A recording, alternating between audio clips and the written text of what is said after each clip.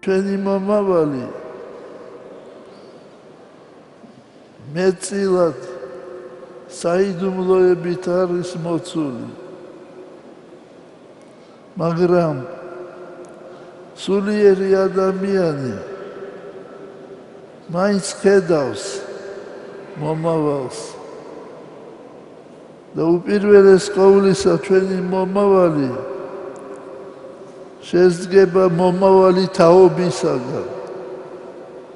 აი ჩვენი შვილები, ჩვენი შვილიშვილები რას გააკეთებენ, როგორ მოიქცევიან.